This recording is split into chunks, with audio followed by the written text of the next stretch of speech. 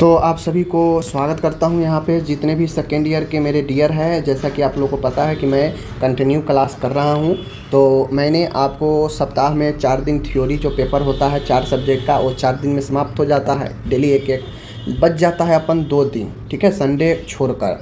तो 2 दिन बन जाता है, तो उस 2 दिन में ऐसा चीज़ आप लोगों को देता रहूँगा कंटिन्यू कि आपको थ्योरी के साथ एक्स्ट्रा नॉलेज भी होते चलेगा।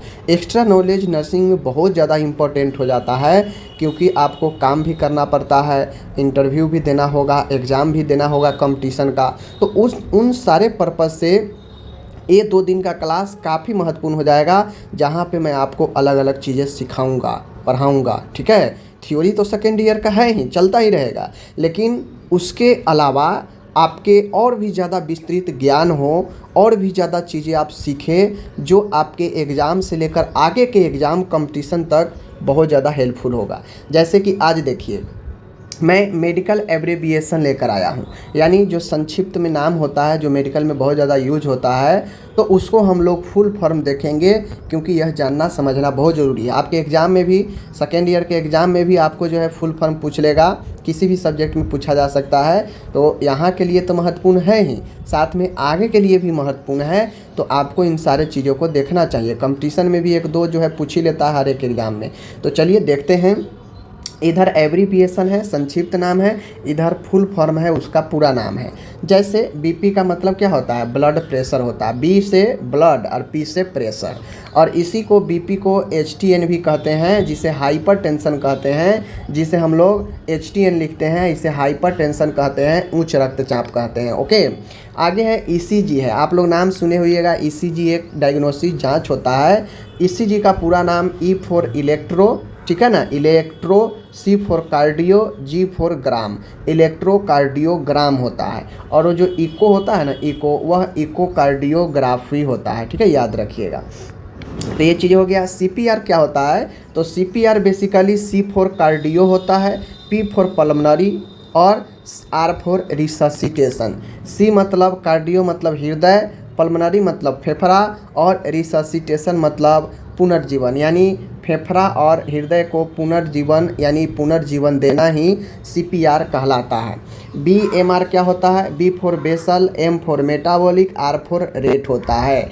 बेसल मेटाबॉलिक रेट होता है। बीएमआई क्या होता है? B for body, M for mass, I for index, body mass index. Okay, आगे जब मैं बढ़ता हूँ, यहाँ पे सीबीसी है, complete blood count. CBC normal कोई भी बीमारी में सीबीसी ब्लड टेस्ट होता ही है, तो वहाँ पे कंप्लीट ब्लड टेस्ट होता है, जिसे सीबीसी बोलते हैं, कंप्लीट ब्लड टेस्ट बोलते हैं। ओके, एचआईवी है, ह्यूमन इम्यूनो डिफिशियंसी वायरस है, ह्यूमन इम्यूनो डिफिशियंसी वायरस है। टीबी का मतलब होता है ट्यूबरकुलोसिस। इन चीज़ों को ध्यान में आपको रखना है, ठीक है। सभी को मैं एक बार और से रिपीट कर देता हूँ, ताकि आपको दिमाग में बैठ जाए। देखिए, BP blood pressure, ECG electrocardiogram, CPR cardio pulmonary resuscitation, BMR basal metabolic rate, ठीक है। आगे है BMI body mass index, CBC complete blood count,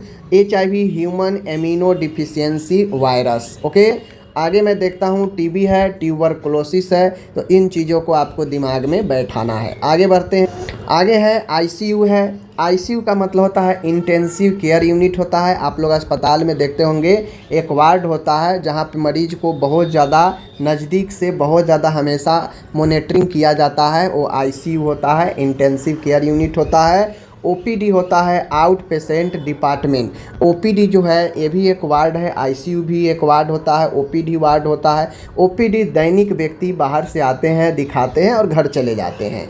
IPD भी एक वार्ड होता है, जहाँ पे मरीज को कुछ दिनों तक ज़रूरी पड़ता है स्वास्थ्य कार्यकर्ता, नर्स, डॉक्टर के देख रेख में ट्रीटमेंट का, तो उसे आईपीडी में भर्ती किया जाता है, जिसे हम लोग इन पेशेंट डिपार्टमेंट बोलते हैं। I for in, P for patient, D for department. समझ रहे हैं? आगे है आईएम है माय डियर। तो आईएम कहने का मतलब होता है इंट्रामस्कुलर, मांस में आईएम। आईवी कहने का मतलब होता है इंट्रावेनस, ठीक है। तो इन सब चीज़ों को ध्यान में रखना है। आगे है अगर कोई एससी कहता है कि एससी दे दो, मरीज को एससी मार्ग से इंजेक्शन दे दो, मतलब सब क्यूटेनियस मार्ग से बोल रहा है, सब क्यूटेनियस, ठीक है। ORS का मतलब होता है oral rehydration solution, oral rehydration solution, ठीक है, याद रखना है। ओके, कुछ चीज़ें होता है आपको जो सेकेंड ईयर में चूँकि बहुत सारे बीमारी पढ़ना है, तो वहाँ पे आपको फार्मेकोलॉजी का भी बात होगा, औषधि के बारे में भी जानना होगा। तो आपको इन चीज़ों ध्यान में रखना है कि डॉक्टर प्रिस्क्राइब करते हैं तो उस पर शॉर्ट में नाम का यूज करते हैं, ठीक है ना। उस पर ये डॉक्टर नहीं लिखते हैं कि 2 बार 3 बार, ऐसे नहीं करके लिखते हैं, वो शॉर्ट में लिख देंगे। जैसे शॉर्ट में लिख देंगे ओडी, ये दवाई के सामने लिख देंगे ओडी लिख देंगे, ठीक है, ओडी लिख देंगे। अब आपको समझना है ओडी का मतलब होता है वंस इन डे, यानी दिन में 1 बार देना है, ठीक है। अगर दवाई के सामने अगर बीडी लिख दिए मतलब ट्विस ए डे, यानी दिन में 2 बार, ठीक है। ओडी मतलब वंस ए डे, बीडी मतलब ट्विस ए डे, मतलब दिन में 2 बार। अगर दवाई के सामने टीडीएस लिख दिए डॉक्टर, समझ जाइए 3 टाइम्स ए डे, यानी दिन में 3 बार, 3 टाइम्स ए डे यानी दिन में 3 बार, समझ रहे हैं। QID का मतलब होता है क्वाड्रेंट होता है, वह आपका 4 टाइम्स ए डे को सूचित करता है, दिन में 4 बार, समझ गए। SOS का मतलब होता है जब आपको नेसेसरी हो, ठीक है ना, इफ़ नेसेसरी यानी इमरजेंसी में जब ज़रूरत पड़े तो दवाई को देंगे, वो SOS होता है, आपातकालीन में। HS मतलब होता है होरा सोमनी, जिसे सोते समय बोलते हैं, होरा सोमनी, यह सोते समय एट ए बेड टाइम लिया जाने वाला मेडिसिन होता है। PO का मतलब होता है पर ओरल, यानी मुंह से, ठीक है। NPO का मतलब होता है नील पर ओरल होता है, यानी मुंह से नहीं देना है, मुंह को नील रखना है। यह सर्जरी से पहले यूज होने वाला बहुत ज़्यादा वर्ड होता है कि पेशेंट को NPO रखना है, मतलब पेशेंट को मुंह से कुछ नहीं देना है, ठीक है। तो ये सब चीज़ें जो है आपको ध्यान में होनी चाहिए। OD BD, OD मतलब 1 बार, BD मतलब 2 बार, TTS मतलब 3 बार, QID मतलब दिन में 4 बार, SOS का मतलब जब ज़रूरत हो तब देना है, HS के मतलब सोते समय बेड टाइम, PO मतलब ओरल से, ठीक है, NPO मतलब मुंह से नहीं देना है कुछ भी, ठीक है ना। अब यहाँ पे हमको कुछ और चीज़ें समझना है, जैसे RX डॉक्टर लिखते हैं बहुत ज़्यादा, और जो है उसके बाद दवाई वगैरह लिखना शुरू करते हैं। तो RX का मतलब होता है प्रिस्क्रिप्शन, जो भी प्रिस्क्रिप्शन में डॉक्टर दवाई टेस्ट जो भी लिखते हैं वो सब RX करके शुरू करते हैं डॉक्टर, और फिर लिखना शुरू करते हैं। तो समझ जाइए वह प्रिस्क्रिप्शन लिखे हैं। RX का मतलब प्रिस्क्रिप्शन होता है। PX का मतलब होता है प्रोग्नोसिस होता है। DX का मतलब डायग्नोसिस होता है। अगर डॉक्टर बगल में लिख दिए DX और यहाँ पे जो है CBC लिख दिए, एक्सरे लिख दिए, ठीक है, उसके बाद लिख दिए FTP लिख दिए, ये सब जांच है। तो ये सब DX करके अगर जांच लिख रहे हैं मतलब वो जांच को लिख रहे हैं, ठीक है ना। अगर RX करके लिख रहे हैं तो प्रिस्क्राइब कर रहे हैं कौन कौन सा दवाई कौन कौन सा क्या चलेगा, वो हो गया आपका प्रिस्क्रिप्शन, ठीक है। अब कुछ चीज़ें हम लोग को समझना होता है, हॉस्पिटल से रिलेटेड भी टर्म होता है जिसको हम लोग को समझना है, जैसे एब्रीविएशन और इधर फुल फॉर्म है, ठीक है। देख लीजिए, ANM का मतलब होता है, आप GNM में हैं तो ANM जो लोग करते हैं, ANM करती हैं, तो उनको एक्जुलरी नर्स मिडवाइफ कहते हैं। हो सकता है आपसे एग्जाम में पूछ दे, ऊपर का या नीचे का पूछ दे, तो याद होना चाहिए। GNM का मतलब होता है जो आप कर रहे हैं जनरल नर्सिंग एंड मिडवाइफरी होता है, समझ गए। आगे है PHC का मतलब होता है प्राइमरी हेल्थ सेंटर होता है, और एक PHC का मतलब ये भी होता है प्राइमरी हेल्थ केयर भी होता है, ठीक है, ध्यान रखना है। तो वो देखभाल से जुड़ा हुआ है, और ये सेंटर वाला जो है एक केंद्र होता है, स्वास्थ्य केंद्र है, समझें। उसी प्रकार से एक स्वास्थ्य केंद्र CHC होता है, ठीक है। कम्युनिटी हेल्थ सेंटर होता है जो PHC से ऊपर होता है, CHC, ठीक है। तो CHC कम्युनिटी हेल्थ सेंटर होता है। आगे WHO का बात अगर करेगा तो वर्ल्ड हेल्थ ऑर्गेनाइजेशन होता है, वर्ल्ड हेल्थ ऑर्गेनाइजेशन होता है, समझ रहे बात को। अब आगे हम लोग चलते हैं, तो आगे BCG है। BCG का फुल फॉर्म सब लोग जानते हैं, बैसिलस कॉलमेंट ग्यूरिन होता है, TB वैक्सीन है। PNC का मतलब क्या होता है, post natal care, post natal care, PNC post natal care, प्रसव के बाद की देखभाल होती है, डिलीवरी की बाद। NC होता है ante natal care, ante natal care यानी यह प्रसव से पहले की देखभाल है, यानी गर्भ के दौरान की देखभाल को हम लोग एंटीनेटल केयर कहते हैं। IUD क्या होता है, इंट्रा यूटेरिन डिवाइस, इंट्रा यूटेरिन डिवाइस, ठीक है।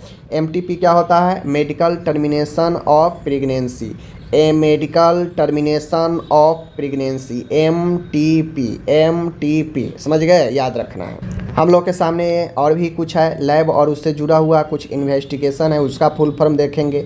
जैसे एचबी अगर लिखा है समझ जाइएगा हीमोग्लोबिन को बता रहा है। एचबी मतलब हीमोग्लोबिन। एफबीएस का मतलब होता है फास्ट ब्लड शुगर। अगर डॉक्टर मान गए कभी कभी बीएस लिख कर एफ लिख देंगे तो समझ जाइएगा ये फास्टिंग ब्लड शुगर की बात है। बीएस लिख कर आर लिख देंगे तो ये रैंडम की बात होगा, ठीक है। पीपीएफ का मतलब होता है ब्लड शुगर, पीपी का मतलब होता है भोजन के बाद, ठीक है। तो इन सब चीज़ों को ध्यान में रखिए। एफबीएस फास्टिंग ब्लड शुगर हो गया, और आरबीएस हो गया रैंडम ब्लड शुगर हो गया, एलएफटी हो गया लीवर फंक्शन टेस्ट हो जाता है, केएफटी होता है kidney function test. Kidney function test को आरएफटी बोलते हैं रीनल फंक्शन टेस्ट, ठीक है, याद रखना है। आगे है ये सब चीज़ें हैं, इसको एक बार और मैं देख देता हूँ यहाँ पे। HB haemoglobin, FBS fast blood sugar, RBS random blood sugar, LFT liver function test, ठीक है। आगे मैं बढ़ता हूँ, केएफटी है किडनी फंक्शन टेस्ट। तो ये सब कुछ इंपॉर्टेंट टेस्ट है जिसको मेडिकल भाषा में काफ़ी यूज होता है, तो इसको आप लोग को समझना है। चलिए आगे बढ़। मेडिकल में और भी यूज होता है, जैसे आप लोग एचसीवी सुने होइएगा, एचसीवी टेस्ट। तो बेसिकली यह HCV test hepatitis C virus का टेस्ट होता है। Hepatitis C virus, H for hepatitis, C for C और V for virus, hepatitis C virus. HBsAg, देखिए HBsAg भी आपका लीवर का ही टेस्ट होता है, और HBsAg का पूरा जो नाम होता है वो होता है hepatitis B surface antigen. AG का मतलब एंटीजन होता है, B का मतलब बी है, HB का मतलब है, HB का मतलब हेपेटाइटिस, B का मतलब बी है, और S होता है सरफेस, और AG मतलब एंटीजन। हेपेटाइटिस बी सरफेस एंटीजन याद रखिएगा, HBsAg, ओके। ESR होता है एरिथ्रोसाइट सेडिमेंटेशन रेट होता है। ESR एक ब्लड टेस्ट है जो इन्फेक्शन को बताता है, बॉडी में कितना इन्फेक्शन है। एरिथ्रोसाइट सेडिमेंटेशन रेट होता है। MRI का फुल फॉर्म होता है मैग्नेटिक रिजोनेंस इमेजिंग होता है। MRI का full form magnetic resonance imaging होता है। और CT स्कैन कंप्यूटेड टोमोग्राफी होता है, कंप्यूटेड टोमोग्राफी होता है CT स्कैन, ओके।